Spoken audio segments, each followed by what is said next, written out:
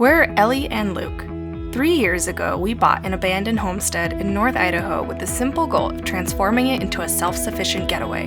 After 2 years of preparing the land, we're finally ready to start our biggest project yet, our off-grid tiny home. Follow along as we experience the trials and tribulations of building completely off the grid and by ourselves. The North Idaho Nomads are finally settling down, and we can't wait to share this adventure with you.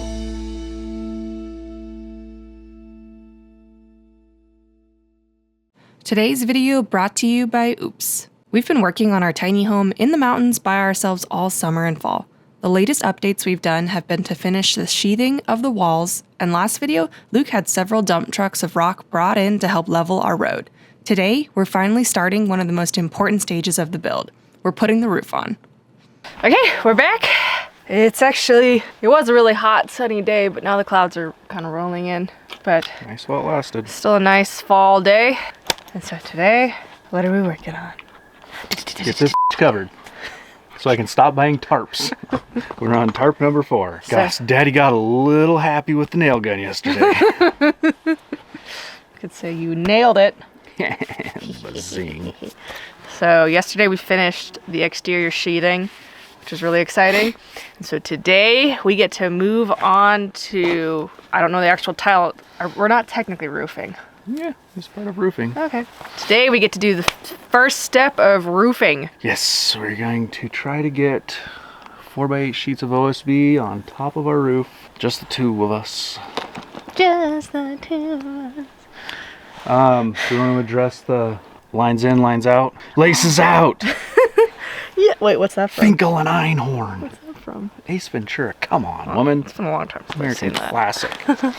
So today we're putting OSB sheets on the roof. We're gonna figure out how to raise them up. We haven't quite figured that one out yet. Scaffolding is going to be our best friend. Probably use the scaffolding. But we want to address something that came up in our last video. Who'd have thought the most controversial thing? Of all the things we're doing wrong, and there are a lot. The one thing we get nailed on, not nailed, but just questions asked. A lot of people wanted to know why we put, when we put the OSB sheets up, we put the side with the lines on the inside. The reason we did it that way is we wanted the shiny side, the smoother side of the OSB on the outside. Well, I thought it was common knowledge that there is no structural or manufactured recommendation on shiny side in, shiny side out. It makes no difference. Like if you go to the website for whatever OSB company this is, it'll tell you that there is no structural reason to have shiny in, shiny out. The only reason, sorry, I'm on. Let me build a soapbox real quick. One side has like a film on it. It's shiny, it's smooth, it's slippery. It actually adds a little layer of moisture protection, which is why we are putting it on the outside. Have that extra barrier for moisture. Mm-hmm. The only reason it doesn't have it probably on the inside is, according to the manufacturer, is for grip when you're walking on it. It's on literally a roof. Well, and the lines so you can hit the lines with your studs, and it'll make it easier for. Which that won't work for us, will it? No, that would imply that our studs are where they're supposed to be, which is insane. So the lines, that's the only difference. And we want the extra layer of moisture protection on the outside of our walls. That is why we did it that way. Yep. And there's no manufacturer's recommendation on shiny in, shiny out. They specifically say it doesn't matter. But anyways, so that's why we're building it the way we are. But when we do the roof, we're actually going to do the opposite. We're going to have the textured side up because we're going to put ice and rain shield. It's like a sticky membrane. Mm-hmm. So I want a little extra, what's the term?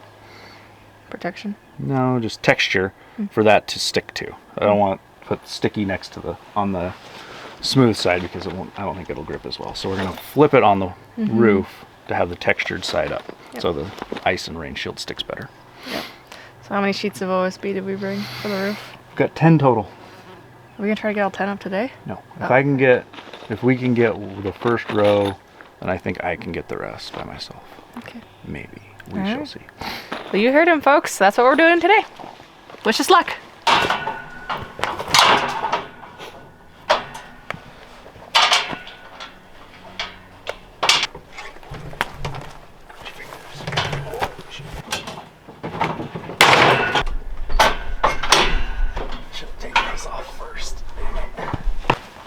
So we're gonna move scaffolding. Scaffolding or I'm not saying it right. Scaffolding. Yeah. Not with a T. Oh. What could go? And this is why women live longer than men. To get the OSB sheets up onto the roof, we have to move our scaffolding to the back. So we gotta adjust it a little bit because the back, thankfully, is shorter. So that's what we're doing right now. Here.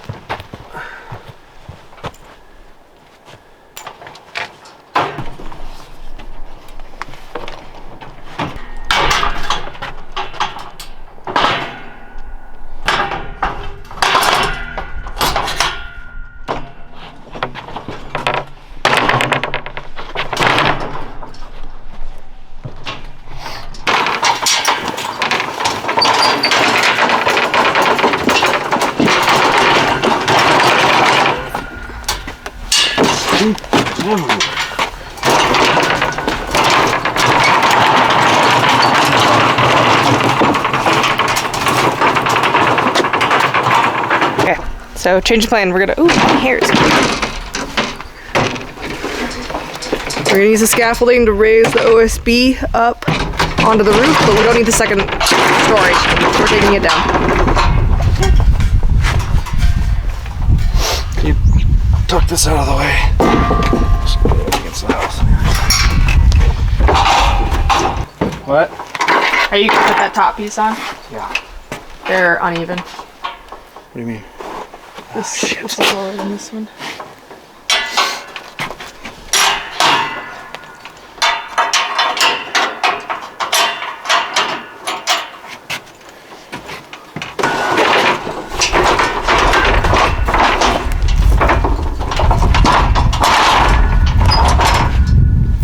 So with the roof finally starting to come together, we can think about working on the interior of our cabin. That means lighting, heating, insulation, and everything in between. And since we don't have a permanent solar power system yet, we have to rely on portable power stations to run all of our stuff. So we're really excited to announce the best portable power station and home backup power option we've ever used, the Oops Mega 2.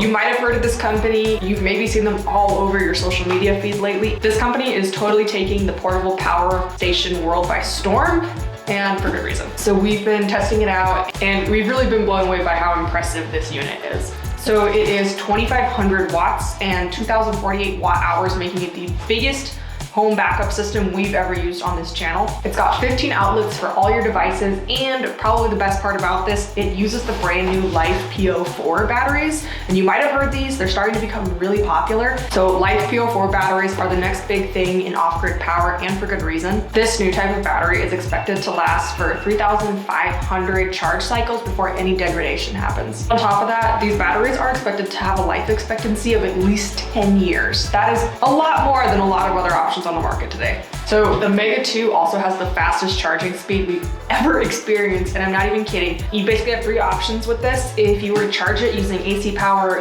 grid power, or charge it out of a wall socket, you're looking at about 1.3 hours. For comparison, some of the other brands we've worked with, at least 2 hours to get to a full charge. And what's even crazier is that is the longest option. So if you were to charge this using just solar, you're looking at about an hour. And if you were to charge this using a combo, which means AC and solar, 0.6 hours. So as we move forward with our tiny home build, our power needs are gonna change, which is why we're so excited to be working with Oops and using the Mega 2 home backup and portable power station on this build. It's worth it, trust me. So the good news is the Mega 2 is officially for sale on the Oops website, and Oops has marked everything off 10% for their Black Friday sale, which is gonna run today through December 4th. However, our subscribers can get an additional 5% off using the code NIN, short and sweet. You can't screw this up, on top of the 10% discount. So that means our subscribers, if you're watching this video, you can get 15% off these already really low prices of portable power stations. So if you even go to the Oops website, they have comparisons between all the name brands, and you'll find that the Oops power stations actually tend to be more powerful, but they're way cheaper than a lot of the name brands are. So if you've been on the fence, if you buy during the sale and use our code on top of that, you'll get 15% off the total unit. So if you're interested, check out the link in the description and get one of these for yourself. So apologies in advance if the filming's kind of weird on this one when we both have to lift stuff. This is a really awkward corner. It's really hard to get tripods back in there. So we have a time lapse going, and then we got this camera, and then we have the big camera if I can break away to use it. So filming might be a little funky. All right, so we got our scaffolding and ladder there. We have a second ladder here. We've ripped off the staples on the back row of the tarp. So our goal is to get one row of OSB sheeting up there today. Wish us luck. And hopefully nobody gets stung because the bees are out in force. I'm assuming they're just trying to get any little grub in them before the frost hits. But Bandit keeps snapping at him. I don't want him to end up with a big old swollen nose.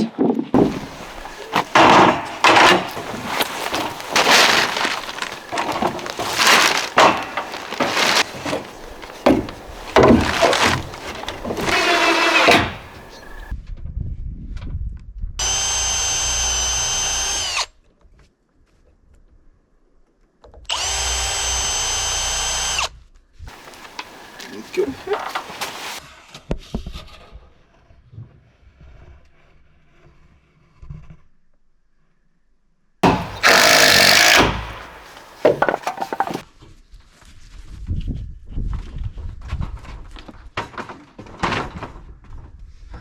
Do you want me to climb up there? No. I don't even want to be up here. You know what? Give me a couple clamps. Damn it. I know. This is what I go through every day. And then I put them back in the same spot and I'm done. Fucking short, man.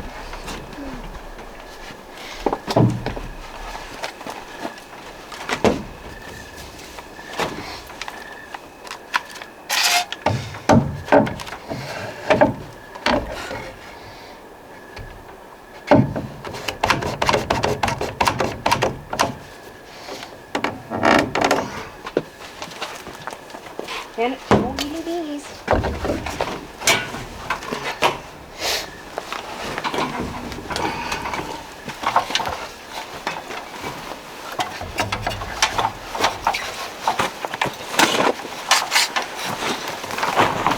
Jesus.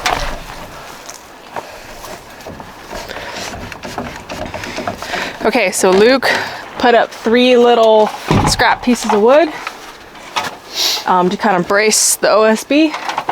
And now we've got some clamps, so I helped him lift the first sheet of OSB up.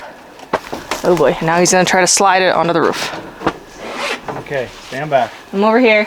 Nope. Oh. That's where it's going with it.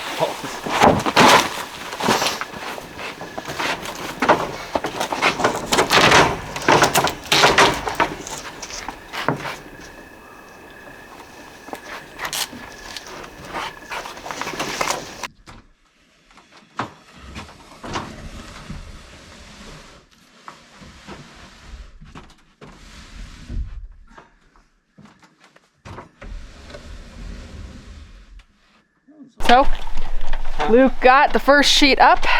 You can kind of see it behind me. And so now the question is, do we just screw this one OSB sheet on and then put the other ones on, or get all 3 up and see where they line up? I'm leaning towards we just start nailing. I've been clearing. It's really, really narrow back here, and we're gonna clear it eventually. Like, yeah, obviously it's a wildfire issue, but that's kind of low on the totem pole of priorities right now. So I've been trying to clear this pile of scrap wood that keeps getting pushed back and pushed back and pushed back. And then these are all left over from when we built the base, the platform. So it's kind of an awkward, it's hard to film. I've got a camera over there in the trees. I've got a GoPro behind me. I'm keeping the nice camera, this camera, out of it back here, because if those OSB boards fall, I'd rather lose the $800 camera than the multi-$1,000 camera. Can you come down here and tell me when my tape is in line with that? Yeah. Bandit, don't eat bees. So a lot of people watch our YouTube videos and feel sorry for us because we don't have all the shit we need. For example, this janky old ladder was donated to us by a dear friend, Jerry. Now obviously Jerry hasn't maintained this ladder well because it's a giant piece of shit. Just kidding, Jerry. Anyways, thank you, Jerry, for the ladder. It is a little sticky, needs a little lubrication. And what we have for that is strike hold. Cleaner, lubricant protectant for all metals, made in the US of A. Thank you, Strikehold. They sent this to us. It's a great product. It prevents rust, provides lubrication, corrosion resistance, water resistance, penetrates deep into metal parts, reduces friction, no gummy buildup. So we're gonna get this thing lubed up, see if it can work a little better so I don't throw it in the dumpster on the way out of here.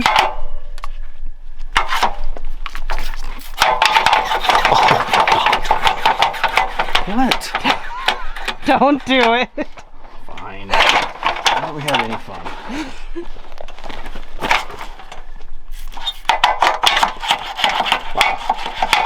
Alright. It smells good too. Does it actually work? It's really good.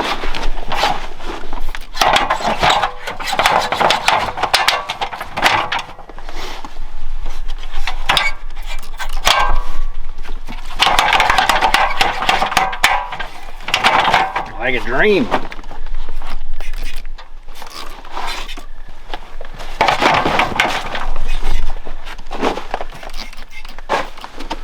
Alright. Thank you, Strikehold. Link in description. And thanks again, Jerry, for the ladder. It has come in very handy. Guess we'll just do what we always do. Go for it and then realize we did it wrong. Figure it out later. Alright, so we did a bunch of measurements and surprise, surprise, our rafters are a little off. So we're just gonna go for it and start nailing down the first sheet of OSB. And we will go from there. We'll probably have to make some cuts. Our OSB won't perfectly line up with the studs, but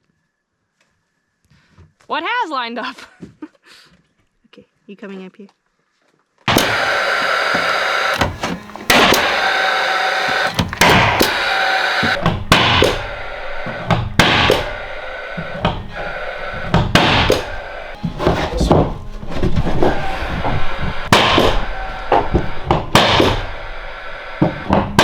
Alright, so we got one board up, going pretty slow, to be expected. Now we gotta figure out, we have to cut the second piece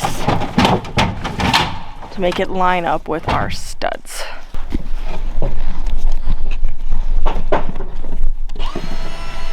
Oh, there it is.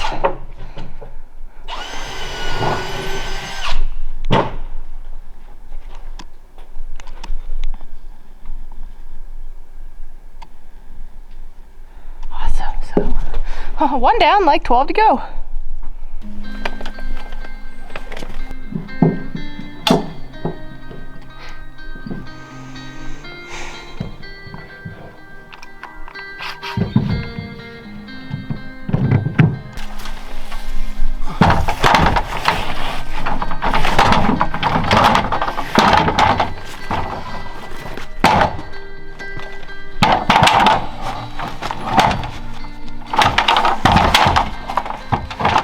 Actually, just help me with this. Yeah.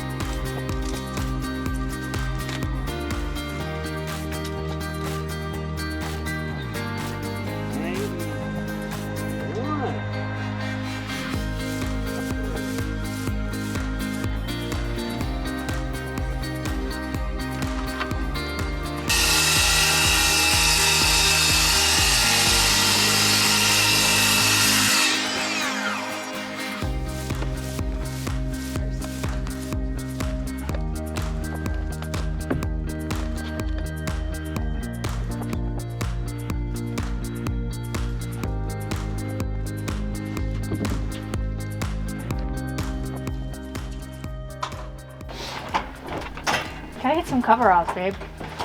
Okay, ready?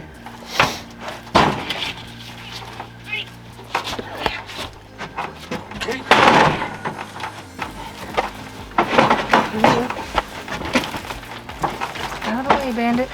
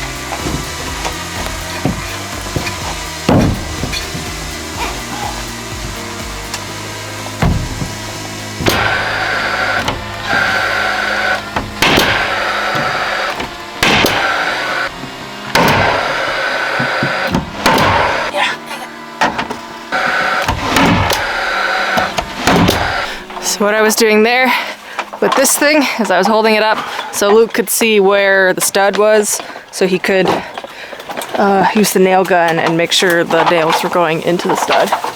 And then I would run inside and look up and let him know if the nails were coming through. Okay, so we've got 2 sheets on. This is taking forever. Shocker. Are we gonna try to get the third one on? Yeah, I'd like to. So we're gonna try to get that third piece on, which was our goal today, and then we'll be done. Luke is optimistic. Now, this first row is probably the hardest, and then from there it'll be a little bit easier, right? Huh? You're optimistic. This first row is kind of the hardest, and then it'll be a little easier. So I'll have space to work off of. Should we get a harness? Oh. Send me a safety harness. What do you need?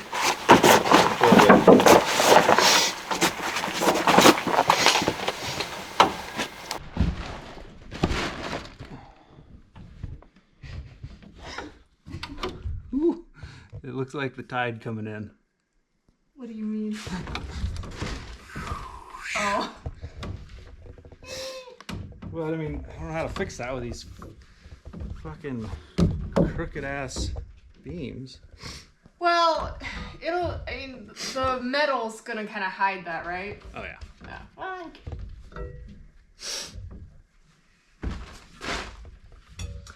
the lowly GoPro saving the day on this one.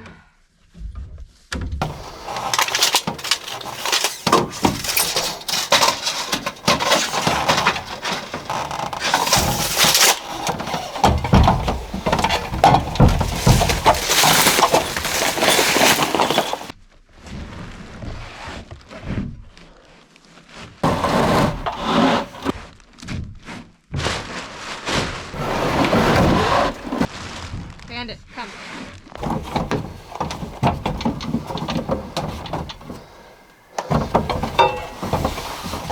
Wrong drill.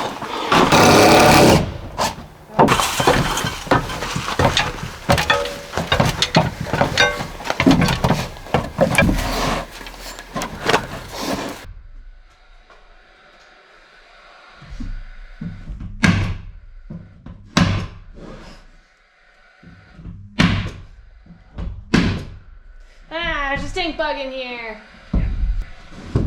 Just tell me if they come out that side. Okay.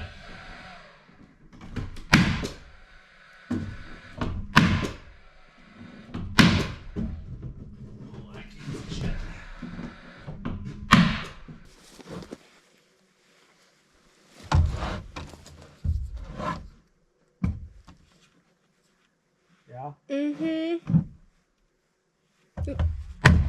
Sorry.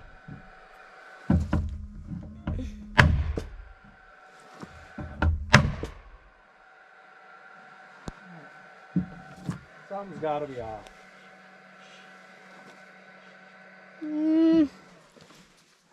They look like they're going into me. Hang on. Yeah, they've all gone in. Okay, next one.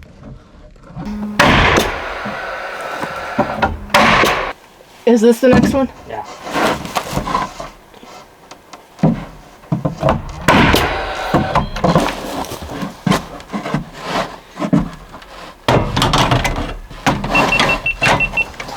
What's up? 3 full sheets. Or 4, 8, 12. So we got our first row on the roof done. Took 3 whole sheets of OSB. Wait, is that 3 or 4? No, that's 3. We only lifted a sheet up there 3 times. Yeah, 3. Took a lot longer than we thought. Felt like today was one of those days where nothing was going right. I don't think we picked it up on the cameras, but we were like tripping over everything. I'm sure you're gonna have a lot of bleeping to do when you're Dropping things, just mismeasuring. And now there's a really creepy sound coming from across the valley, and we're 72% certain it's a donkey. But it's still a weird sound. It's nonetheless. creeping me out. Even Bandit's barking. I mean, chances of getting killed by a donkey are low. But never 0. Exactly. Hear that, Bandit? Will you protect us? Yeah. That's a donkey. That sounds like a Tuscan Raider. But why is it where? Is it just a loose donkey? Oh, you know what? I saw on Instagram a donkey that was adopted by a herd of elk. This could be the infamous elk donkey that I've seen in your web. It's a real thing. He was just roaming the plains with a herd of elk. It's hilarious. If there's any equine that could do it, it would be a donkey. Anyways. So anyways, we are packing up and heading home. Well, I'll probably have this done this week. Hopefully, maybe. Probably not. Bandit, are you going to help? Are you going to help? Alright, let's get out of here. Okay, I think that's it for this one. Thank you for watching. We will see you in the next one. Ah, killer donkey! Let's get out of here. Being able to stand in our enclosed cabin with the roof started really makes it sink in that we will have a cabin. Once the roof is on, we'll be able to relax a little bit and not have to worry about the impending snowstorms in winter. As we head into the long weekend after Thanksgiving, it hits me just how much we have to be grateful for. Unfortunately, we don't always acknowledge just how good we have it in the moment, and we can get caught up in seeking out what we don't have. Our lives, our careers, our homestead, we're living a life that we once dreamed about. We hope everyone had a great Thanksgiving and that you're able to spend this time with your loved ones and friends as well. We'll see you in the next one.